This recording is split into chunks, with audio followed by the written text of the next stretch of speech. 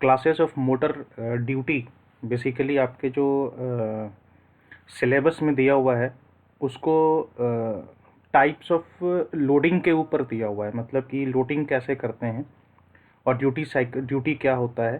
तो एक्चुअली ये दोनों टॉपिक एक ही हैं लगभग, मतलब इसको पढ़ने का तरीका अलग अलग है पर बेसिकली टॉपिक एक ही है। अब जैसे कंटिन्यूस ड्यूटी बोलें या कंटिन्यूस लोडिंग बोलें, है ना, तो पहले मैं आपको बताता हूँ कि ये ड्यूटी का मतलब क्या होता है ना। किसी भी मोटर का ड्यूटी का मतलब क्या होता है, ये आप लोगों ने पावर इलेक्ट्रॉनिक्स में पढ़ा होगा शायद।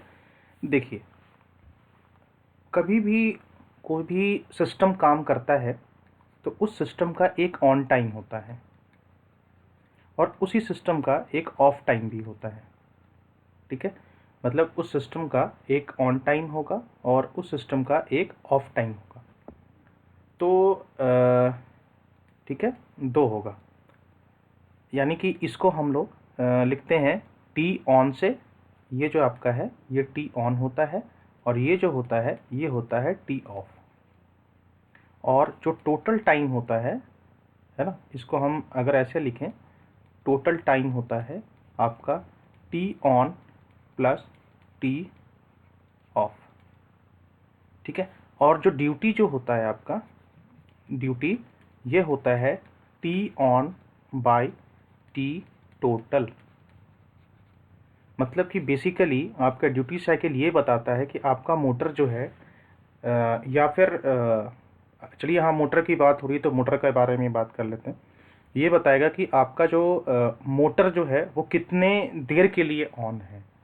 ठीक है, अगर हम इलेक्ट्रॉनिक सर्किट के बारे में बात करें तो उसमें ये होगा कि आपका इलेक्ट्रॉनिक सर्किट कितनी देर के लिए आउटपुट देगा। ठीक है, तो ये फ़र्क होता है आपका, बस मतलब एक्सप्लेनेशन में फ़र्क होता है लेकिन मतलब वही रहता है ना।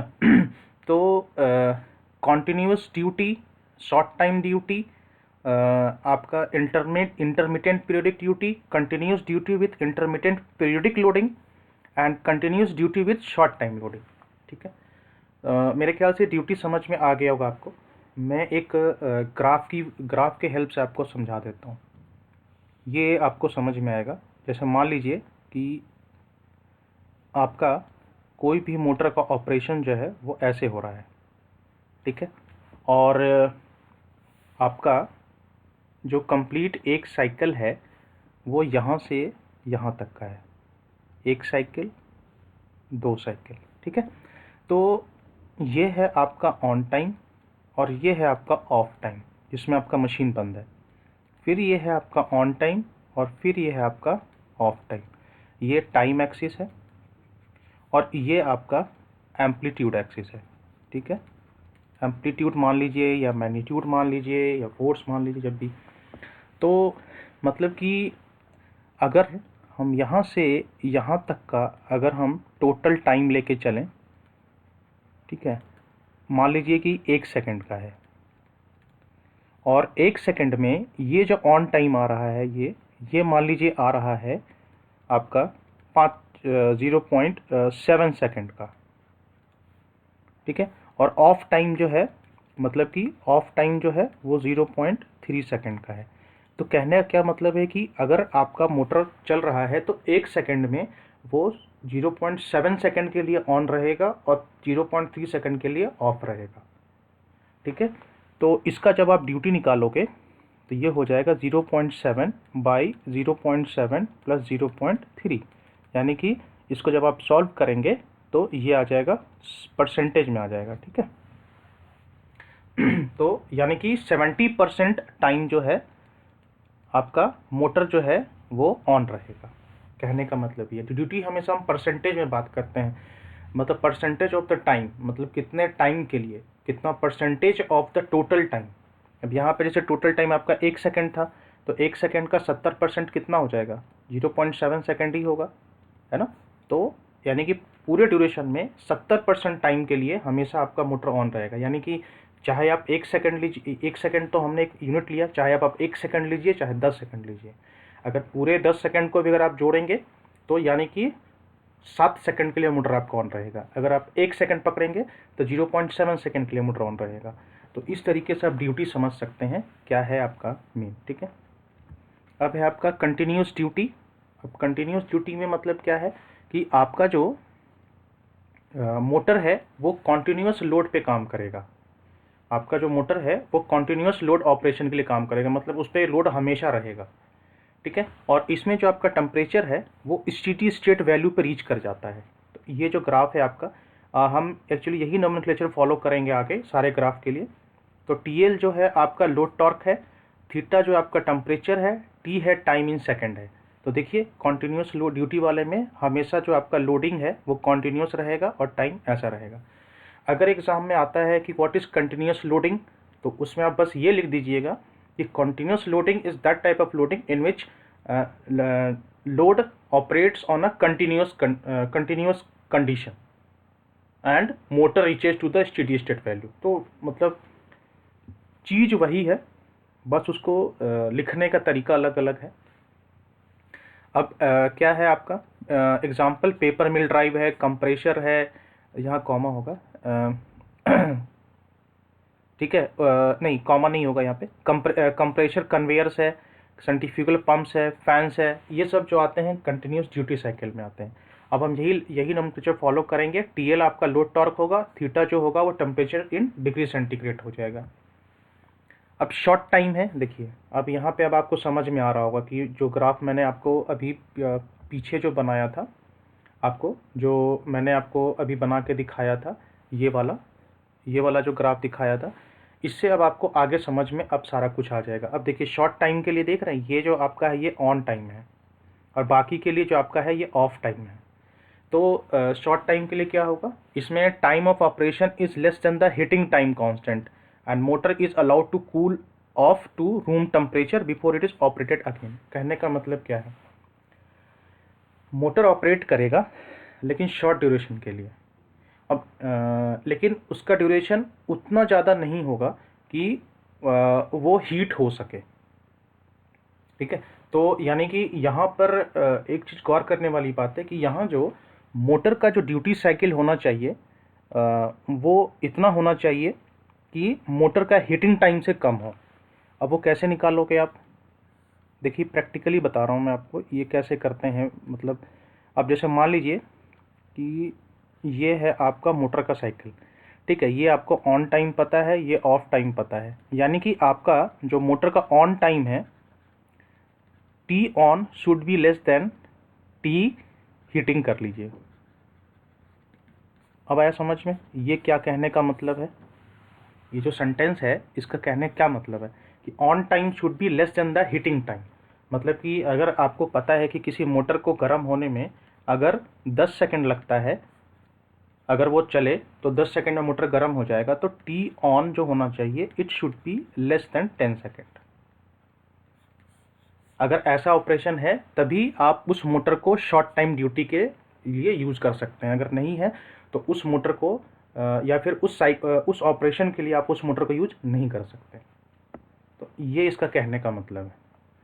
एग्जाम्पल्स क्या है आपका, क्रेन ड्राइव्स है, drive for house hold appliances है, टर्निंग ब्रिजेज है, फिर आपका स्लुइस गेट ड्राइव्स है, वॉल्व ड्राइव्स है, मशीन टूल ड्राइव्स है। तो अगर ध्यान दीजिए तो ये सब क्रेन ड्राइव्स वगैरह में क्या होता है कि कुछ देर के लिए मोटर चलता है फिर पूरा बंद रहता है।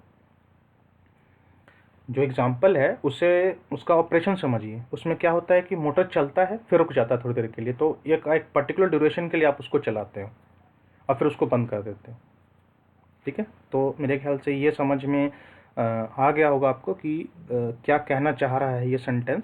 तो इसमें है time of operation is less than the heating time constant and motor is allowed to cool off या कूल डाउन, जो वर्ड यूज़ करना है आप यूज़ कर लीजिए, cool down to room temperature before it is operated again. मतलब एक बार operate किए फिर गर्म जैसे जैसे गर्म होने लगा तो उसको बंद कर दिए, फिर वो ठंडा होगा फिर दोबारा स्टार्ट करेंगे। तो मेरे ख्याल से इस ग्राफ से और इससे भी आपको समझ में आ जाएगा कि ये क्या कहना चाह रहा है। उसके बाद है इंटरमिटेंट। अच्छा, एक चीज़ है, अब लोगों को ये कन्फ्यूजन हो सकता है कि मैंने यहाँ जो साइकिल लेकर बताया है इसमें मैंने 2 पल्स ले लिया है। तो एक्चुअली मैंने यहाँ पे मेरा समझाने का मतलब ये था कि मेरे को साइकिल दिखाना था, बट बेसिकली जो शॉर्ट टाइम में आगे जो है वो पूरा ऑफ रहता है, मतलब इसमें ऑफ टाइम ज़्यादा, ऑफ टाइम लंबा होगा, ऑन टाइम कम होगा। ठीक है, मतलब कहने का मतलब ये है कि T on will be less than T of. ठीक है, और दूसरा कंडीशन क्या होना चाहिए, T on should be less than T heating. ये दो कंडीशन जब सेटिस्फाइड होगा तभी आपका शॉर्ट टाइम ड्यूटी के लिए आप इसको यूज़ करोगे। क्योंकि इस वाले से आप लोगों को कन्फ्यूज़न होगा, क्योंकि इंटरमिटेंट में भी यही बना हुआ है। तो इंटरमिटेंट में क्या होता है कि आपका ऑन टाइम भी होता है और आपका ऑफ टाइम भी होता है। तो in this type of drive operation it consist of a different periods of duty cycle. देखिए डिफरेंट पीरियड्स लिखा है ना, a period of rest and a period of running, a period of starting and a period of braking. इसमें सब होता है, मतलब rest में भी जाएगा, ऑपरेट भी करेगा, फिर स्टार्टिंग के लिए भी होगा आपका टाइम और ब्रेकिंग के लिए भी टाइम होगा। मतलब आप मोटर को चलाओगे तो वो स्टार्टिंग में पहुंचा, उसके बाद मोटर कुछ देर के लिए ऑपरेट करेगा, फिर रेस्ट में आएगा और फिर उसको ब्रेकिंग लगा के फिर आप उसका स्पीड डिक्रीज करोगे। तो ये सारा कुछ होता है। Running period is not enough to reach its steady state temperature. यहाँ भी वही कंडीशन सेटिस्फाई करनी है कि टेम्परेचर कभी भी इतना ना बढ़ जाए कि उसका जो स्टेडी स्टेट वैल्यू को क्रॉस कर जाए। Rest period is not enough to cool off the machine to ambient temperature. यहाँ आप फर्क देखिए, जो शॉर्ट टाइम वाले में था वहाँ पे you have the time to cool down the motor up to the ambient temperature, but in this case आप मोटर को इतना कूल डाउन नहीं कर रहे हो कि वो अपना एम्बियंट टेम्परेचर को अचीव कर सके। एम्बियंट टेम्परेचर मतलब होता है सराउंडिंग टेम्परेचर, है ना, जो नेचर का है 23 से 25 डिग्री सेल्सियस हम लेके चलते हैं। तो हम इसमें इतना देर से बंद नहीं करके रखते कि वो जो है एम्बियंट टेम्परेचर को वो अचीव कर पाए। ठीक है, उसके बाद है in this type of drive operation, है ना, इसमें ये है कि in this type of drive operation heating due to starting and the braking is negligible. इसकी वजह से कोई हीटिंग नहीं होती। तो मेनली हीटिंग जो आपका है वो रनिंग की वजह से ही है, और हम इतना ही करते हैं कि इसको स्टेडी स्टेट टेम्परेचर जो है वो रीच ना करें। एग्जाम्पल क्या है, प्रेसिंग है, कटिंग है, ड्रिलिंग मशीन ड्राइव्स है। ठीक है, तो इंटरमिटेंट में और शॉर्ट में कंफ्यूज नहीं करना है। शॉर्ट में हमेशा ध्यान रखिए कि टी ऑन हम इतना रखेंगे कि वो हीटिंग ना हो।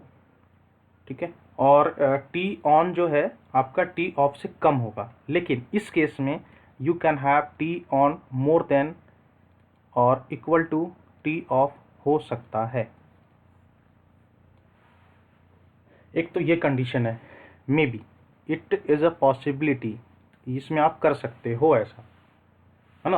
और ये सारा चीज़ डिपेंड करेगा कि आपका हीटिंग टाइम कितना है।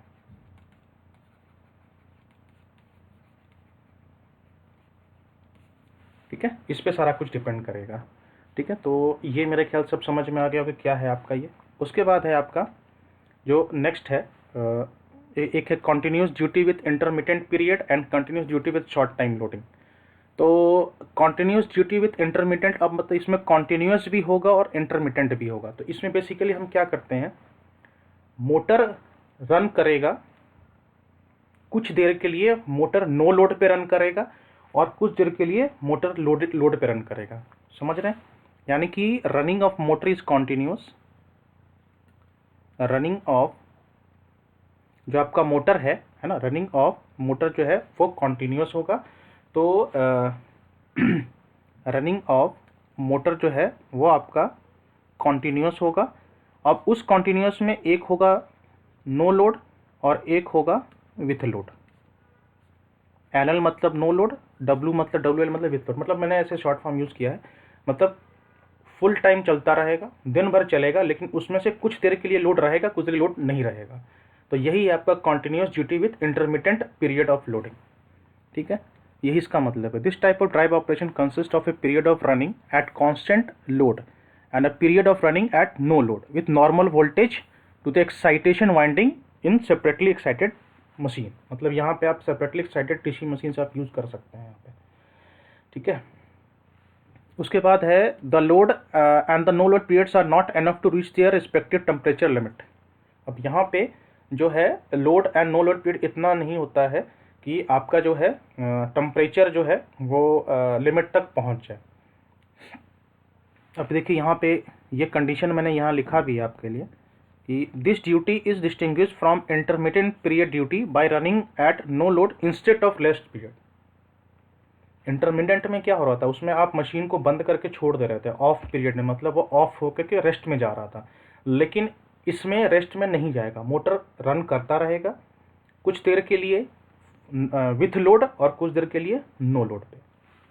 एक लास्ट में दिया हुआ है आपके सिलेबस में continuous duty with short time loading, तो ये भी ऊपर जैसा ही है, बट इसमें जो है वही है कि इसमें जो आपका है time of operation is less than the heating time constant and a period of running at no load with normal voltage to the excitation.